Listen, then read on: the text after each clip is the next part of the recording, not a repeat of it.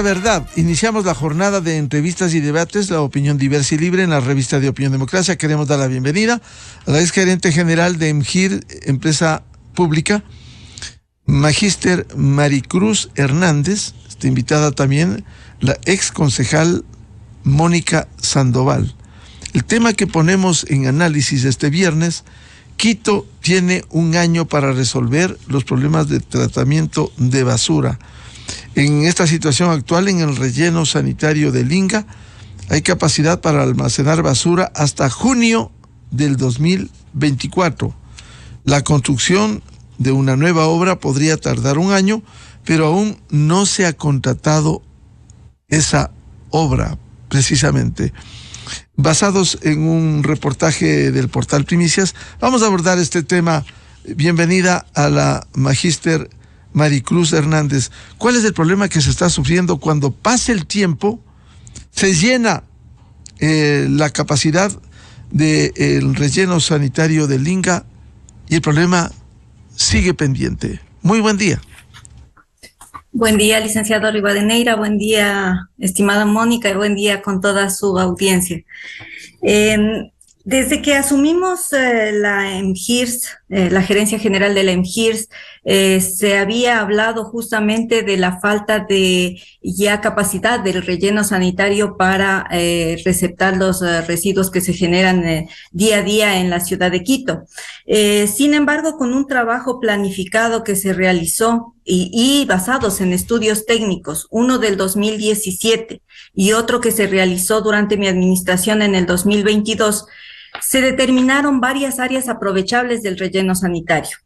Mucho se ha cuestionado de que el sistema que se está utilizando actualmente para la disposición de la basura no es técnico. Sin embargo, puedo decir que existe las evidencias de que se está realizando técnicamente. Ahora, claro, el espacio de Linga es limitado. Sin embargo, como le menciono, dada la planificación que se tiene y que se entregó a la siguiente administración, el espacio estaría disponible para un año, sin considerar la construcción del cubeto 11, que es el último cubeto del relleno sanitario. Ahora, ¿cómo se dejó ese proceso de contratación del último cubeto? Se lo dejó ya en la fase de calificación, para que la actual administración adjudique la contratación de la construcción de este cubeto. Esa adjudicación estaba prevista para el 2 de junio. Sin embargo, hasta el momento no se lo ha hecho. Eso quiere decir que mientras más se vaya postergando la contratación de ese cubeto, menos tiempo tiene la ciudad para la disposición final en el relleno sanitario. Ahora, con la construcción del cubeto 11, que nosotros la teníamos prevista para iniciarla en julio de este año, la ciudad de Quito tendría un año o un año y medio más de disposición de residuos sólidos en el relleno sanitario. Por otro lado, también se trabajó y de hecho se realizó la expropiación de un terreno aledaño al relleno, que era de propiedad de una empresa envasadora, y también se ha mencionado los riesgos que podría haber. Más adelante, si usted gusta, podemos aclarar la baja probabilidad que existiría de un riesgo de explosión en ese cubeto. Doña Maricruz Hernández, a ver, explíquenos, la empresa de gestión de residuos sólidos de EMGIRS se ha señalado que solo puede procesar 250 de los 400 metros cúbicos de lixiviados que se generan cada día en el relleno de Linga. Esto va aumentando el problema y reduciendo el tiempo si no se encuentra una solución. A ver, en cuanto al tratamiento de lixiviados, que es uno de los subproductos del tratamiento de la basura, es decir, la basura se va descomponiendo y se van generando estos líquidos. La empresa tiene 2 trenes de tratamiento. El uno contratado con una empresa externa que realiza el tratamiento de 300 metros cúbicos diarios, que llegan a niveles de tabla 9 que exige el Ministerio del Ambiente para ser descargados al río Inga. y el otro tren de tratamiento que es manejado con fuentes propias, digamos, con recursos propios dentro de la instalación de la empresa en el relleno sanitario, y que se tratan 250 metros cúbicos. Entonces estamos hablando que al día se tratan 550 metros cúbicos de lixiviado. Los unos con tabla 9, que permite descarga al río Inga, y los otros con tabla 3, que es un efluente que llega a ser similar a un agua de riego, pero que no puede ser descargado al río y que es utilizado en labores de control de polvos dentro del mismo relleno sanitario. Ahora, cuando el clima lo permite, por eso es que no se puede descargar y por lo tanto hay la necesidad de tener piscinas de almacenamiento dentro del mismo relleno sanitario. Estas piscinas cuentan con todas las medidas de protección, es decir, cuentan con geomembranas que permiten impermeabilizar, es decir, no impiden el paso hacia las capas bajas del suelo. Y también existe el control de las cotas que se lo realiza todos los días. Bienvenida a la ex concejal, doctora Mónica Sandoval. ¿Cómo ve el problema de corre el tiempo y si no se resuelven los problemas del tratamiento de la basura, qué va a suceder en la capital? Buen día. Buenos días, Miguel. Buenos días, Maricruz. Qué gusto verles. Yo le había advertido a usted, Maricruz, hace algún tiempo que realmente Quito está al borde de quedarse sin un relleno sanitario. Pero aquí hay un problema de fuente. ¿Y qué quiero decir con eso? Quito recoge 2.200 toneladas de basura diarias, es decir, que hay cero trabajo en reducir, en reciclar, en reusar, es decir, que Quito, finalmente los ciudadanos de Quito tomen conciencia que no podemos cada vez estar recogiendo más desechos sólidos, y además de eso, lo más importante, que a pesar de haber normativa suficiente, todavía no se hace una suerte de separación en la fuente, una suerte de reciclaje en la fuente, y nosotros, a través del sistema contaminarizado que tenemos en gran parte de la ciudad, lo que ocurre es que se arroja todo en los contenedores y, claro, luego todo se lleva a las estaciones de transferencia y finalmente al relleno sanitario.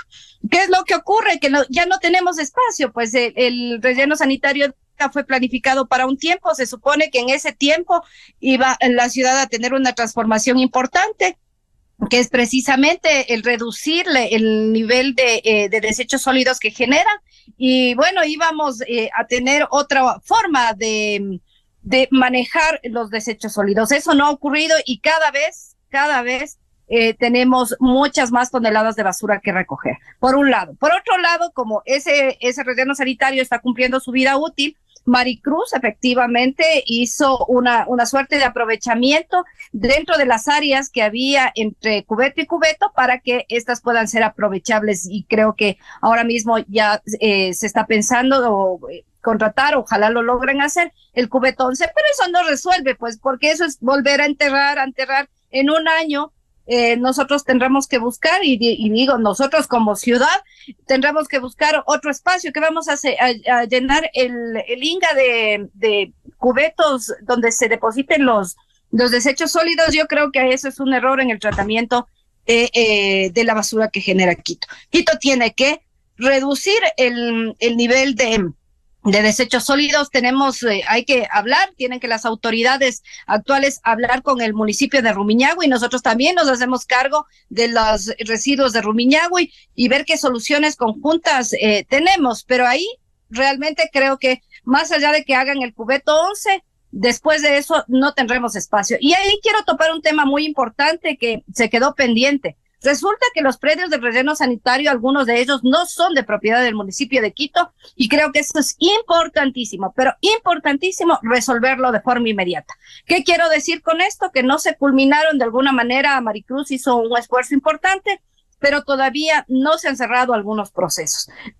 Donde están asentados el relleno sanitario no son propiedades del municipio de Quito. En algunos de ellos, algunos de predios son todavía de quienes operaron hace algún tiempo el relleno sanitario, y todavía no se ha cerrado esos procesos. Sobre la expropiación que hicieron a Duragas, ahí hay una fuerte oposición, entiendo, de la misma empresa, toda vez que estarían aledaños a una planta envasadora de gas. Pero lo que pasa, lo que ocurre es que, ¿y dónde ponemos la basura? ¿Dónde vamos a colocar? Yo creo que el tratamiento integral de cómo la ciudad genera estos desechos y cómo estos tienen su disposición final es un trabajo que ha venido postergándose desde hace muchas administraciones, pero tiene que resolverse sí o sí, porque si no, Quito se queda sin tener dónde dejar la basura. Doctora Sandoval, en el escenario que no se agilice este proceso, ¿cuál es el panorama?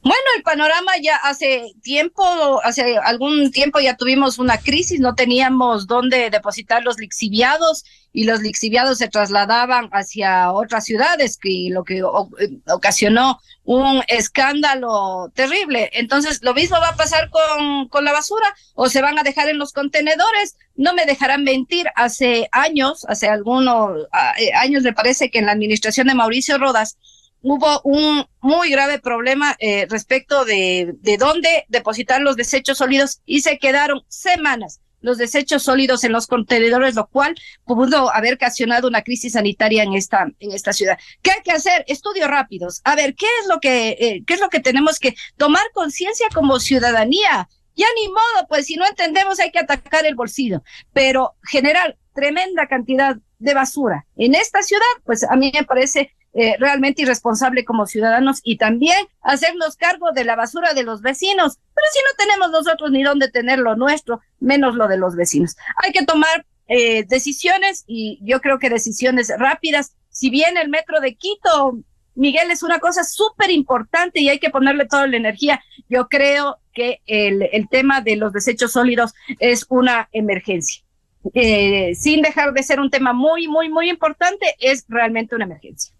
Vuelvo con la exgerente de la empresa de gestión de residuos sólidos, Maricruz Hernández. Usted nos hablaba y nos decía que hay muchos riesgos. A ver si los puntualiza, los precisa en este sentido.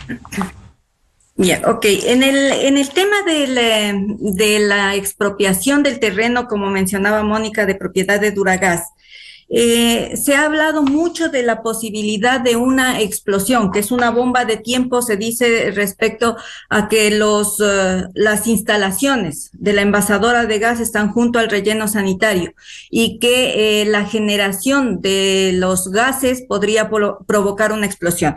Obviamente, en el relleno sanitario también otro de los subproductos que se genera del tratamiento de la basura es el gas metano.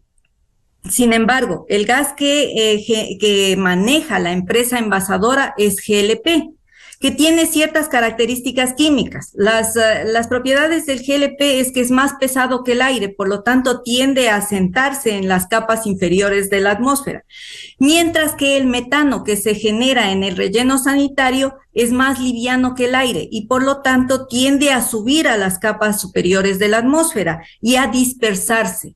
Para que se dé una explosión, tienen que conjugarse tres factores: que exista el gas, las dos empresas tenemos gas, como les digo, de diferentes características.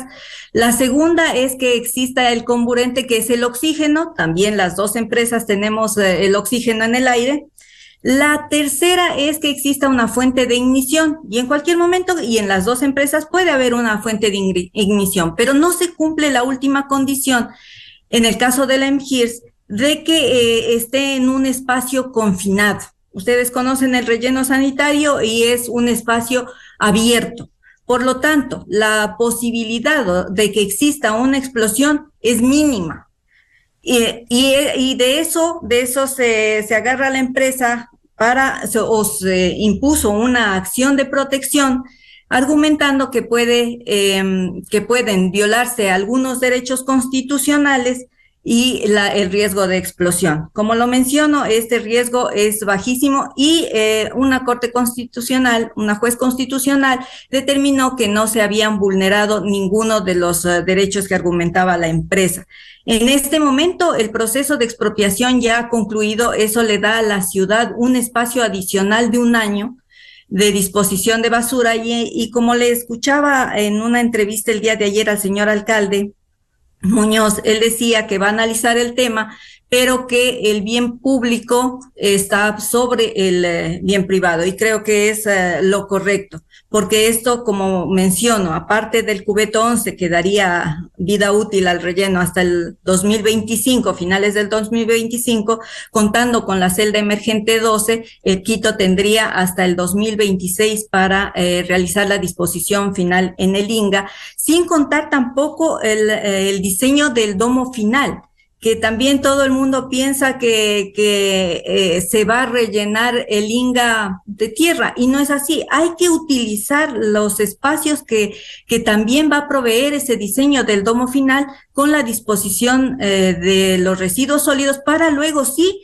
la cobertura final con tierra, y luego seguir monitoreando esa infraestructura sanitaria por varios años, porque hay que tener claro que el INGA va a tener que seguir siendo monitoreado, porque se van a seguir generando tanto biogás como los lixiviados. También quería hablar de... El señor alcalde ha hablado de 3 prioridades, y entre esas las que menciona Mónica, el tema de que Quito tiene que ir hacia una menor cantidad de generación de residuos. Y eso se lo trató también como una prioridad en la administración anterior.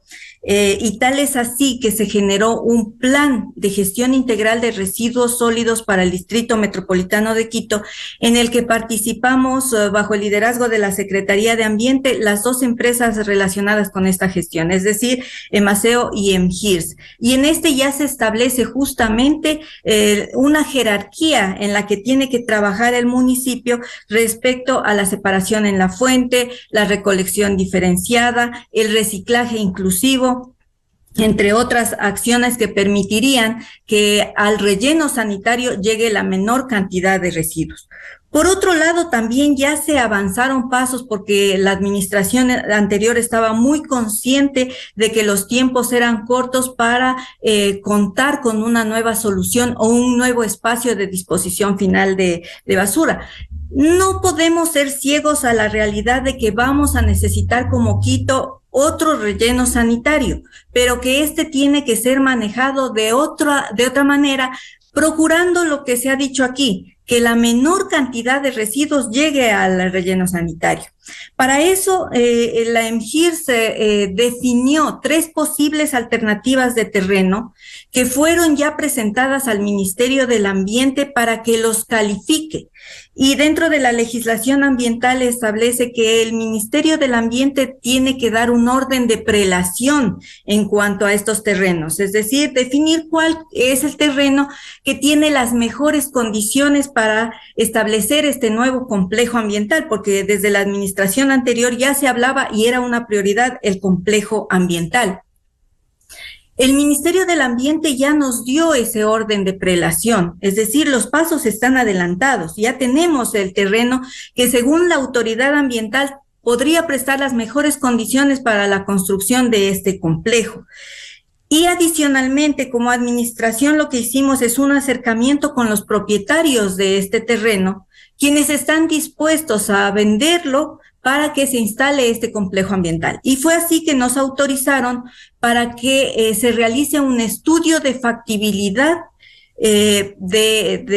para la construcción del complejo ambiental en este terreno. Esa consultoría ya fue entregada a la actual administración, es decir, los pasos están adelantados. Ahora, el complejo ambiental es una infraestructura diferente a lo que es el relleno sanitario, que sí va a tener un relleno sanitario, pero que adicionalmente va a contar con áreas para recuperación de materiales reciclables, para recuperación de o aprovechamiento de material orgánico, y también va a tener un centro de investigación y desarrollo para que conjuntamente con la academia se puedan generar investigaciones que mejoren justamente la gestión de los residuos sólidos en Quito.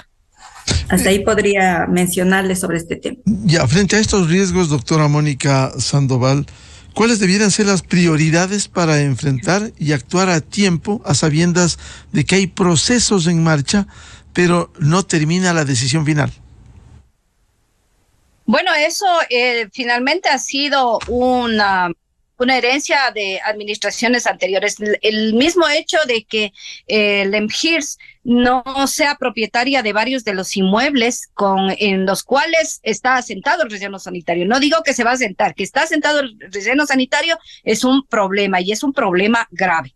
No es un problema simple, porque ha habido estas intenciones, ¿no? De expropiemos este predio, este lote de terreno para hacer los cubetos, y finalmente no se han cerrado esos procesos y siguen pendientes.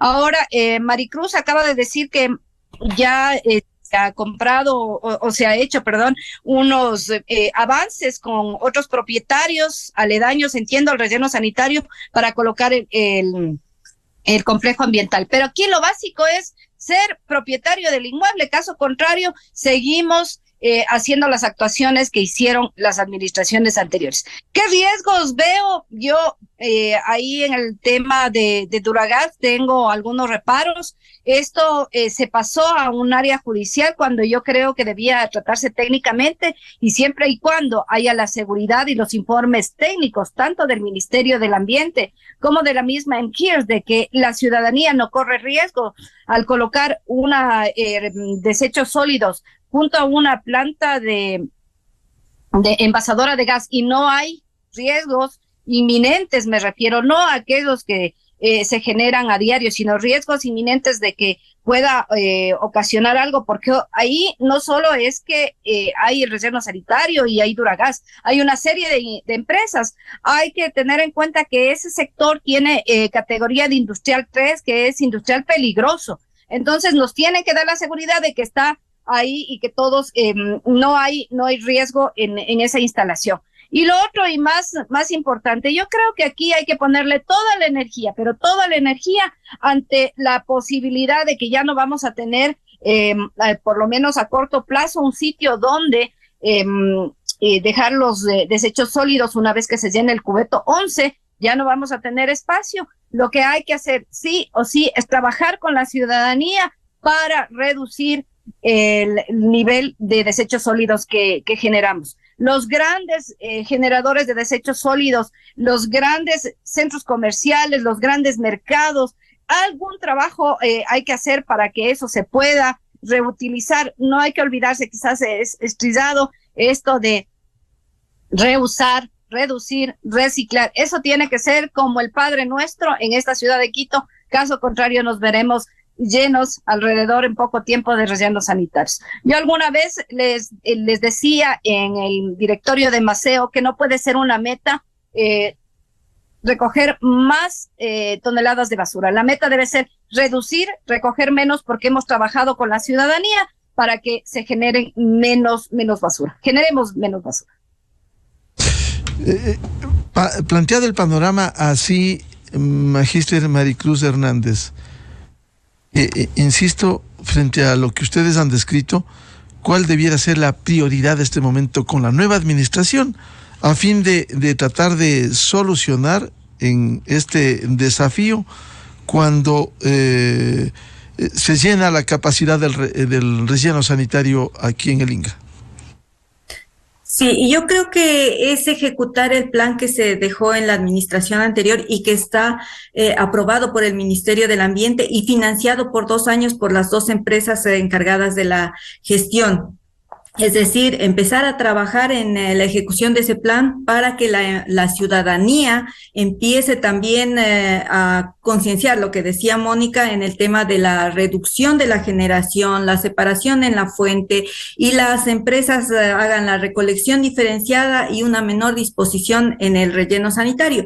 Pero también hay que estar conscientes de que ese es un proceso que va a llevar varios años para que la ciudadanía llegue a esos niveles de separación y de aprovechamiento de los materiales. Por eso es que frente a esa realidad también nosotros tenemos que poner los pies en el suelo, ¿sí?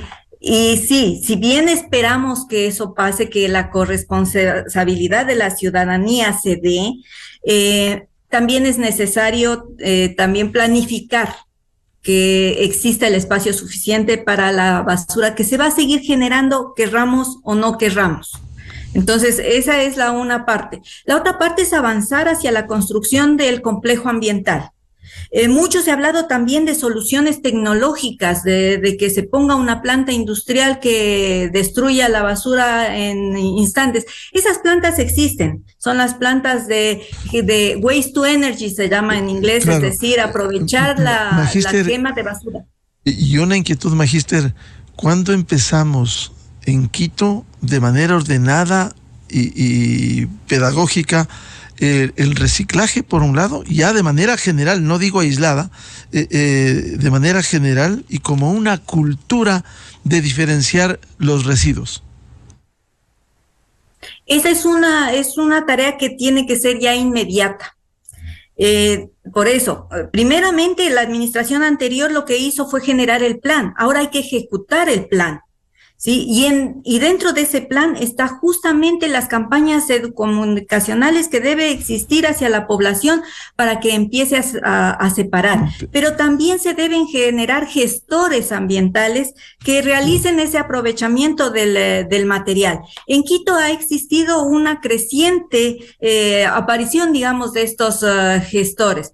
Como decía Mónica, los grandes generadores, los centros comerciales, etcétera, ya están haciendo o ya están poniendo iniciativas relacionadas con el aprovechamiento. Ha comenzado esto, pero doctora Mónica Sandoval, ¿cuándo generalizamos? Tomamos conciencia primero los ciudadanos y también son facilitadores del Estado, el gobierno seccional, el municipio, además no solo de la empresa privada.